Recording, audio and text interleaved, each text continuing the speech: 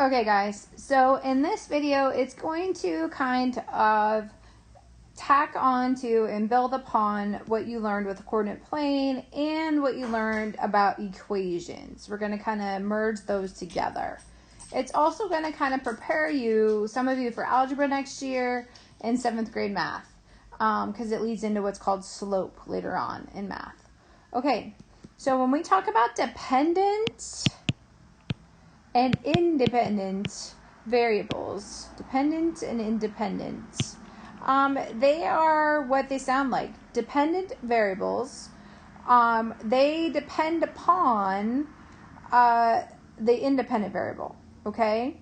So if you look at this anchor chart, an independent variable, it is always going to be your x, okay? So your x is going to be independent, okay? And it is going to influence the change. Your y variable is going to be your dependent variable. So your dependent variable is going to change if your independent variable changes, okay?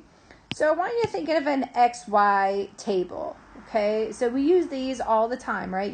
You've used these for years now. So if my x here is 2, and my y is 4. And then I tell you that my next x is 4, and my y is 8. And I tell you that my next x is 8, and this one is 16. You need to figure out what the relationship is between these corresponding terms. What's happening? How do I get from 2 to 4? Okay. Well, in order to figure that out, x is my independent variable. Y, it depends on x. So whatever happens to x changes y. Okay? So whenever we have our dependent independent variable, we're going to write equations for those. And we write our equations, we're going to write them as y in terms of x. And what that means is you're going to write them as y equals. Okay? So y equals what compared to x? Well, how do I get to y? Well, here, 2 times 2 is 4, right? 4 times 2 is 8. 8 times 2 is 16. So y is equal to 2x. Okay? Does that make sense? So what is my relationship? Y in terms of x? Y is equal to 2 times x. Y is equal to 2x. Okay, so building on that a little further, that would be what's called a multiplicative relationship, which means if I graph this on a coordinate plane, the line would go straight through the origin, okay? And you would see that as you graph it, okay? So we're going to go over a couple more examples to kind of get that in your head. Okay, guys, so this is a good example of y in terms of x, and x being, so don't forget, x is always going to be your independent variable, and y is your dependent variable, okay? So whatever y is depends on x. So when we look at this table, your xy table, it's the same thing that we just drew, except for it's horizontal, right? So we need to look at y in terms of x. So how do I get y based on x? Well, if you look, x is 1, y is 0.5. When x is 2, y is 1.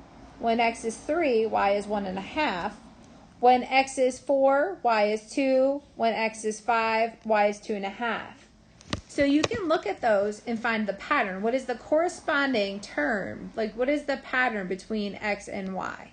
So what's happening? If I put x in and y comes out, what is that change that happens? Remember the function machine from last year? So you can see here that each y value is 1/2 or 0.5 times the corresponding x value. So when we write our equation, y is equal to 0.5x, or you can say y is equal to x divided by 2. Either one would be okay. But when we're looking for a multiplicative relationship, the multiplying by 0.5 or by 1/2 is the same thing as dividing by 2. Therefore, the multiplicative relationship would make it go through the origin when we graphed it. So if we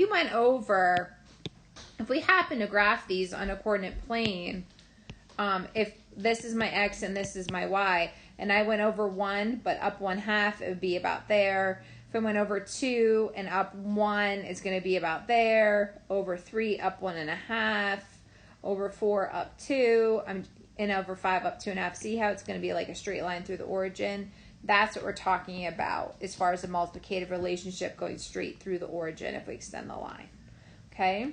So that's all that means as independent and dependent variable. X is your independent, y is your dependent. Y only changes if you change x. Okay? Okay, here's just another example of graphing an equation. So we have our x and our y.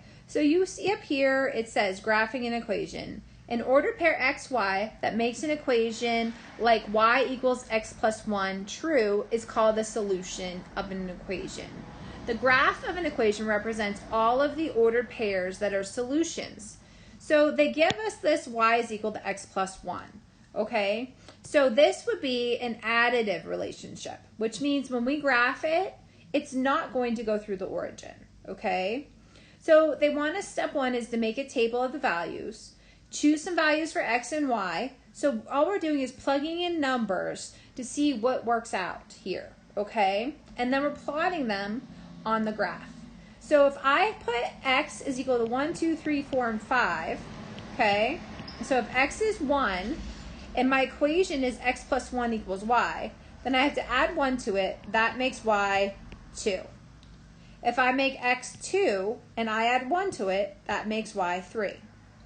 If I make x 3 and I add 1 to it, that makes y 4.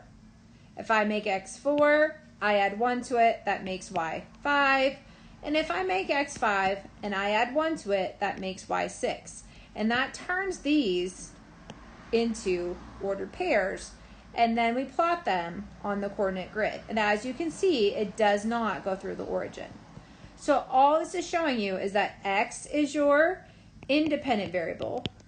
Y is your dependent variable. Y depends on x. Okay? So that's what you really need to remember when we're talking about dependent and independent variables. And we'll get into more examples of those, and you can see a lot more examples of those in this Google Slides lesson, where you can tell that distance traveled is going to depend on the time and hours that you travel, and that's going to depend on how far you go, right? So like I can't go really far if I only travel for 5 minutes. You know what I mean? If I drive for an hour, I can go a lot further. So distance traveled depends upon the time I travel. Okay, so you're going to learn more about dependent and independent variables as we move through these lessons. But please check out these notes. Remember, y in terms of x, you're always going to write these equations as y equals. And then whatever the relationship is, how do I get to y from x? Okay, guys, I hope that kind of helps clear up independent and dependent variables. Please check out that anchor chart. It is definitely helpful. Okay, thanks.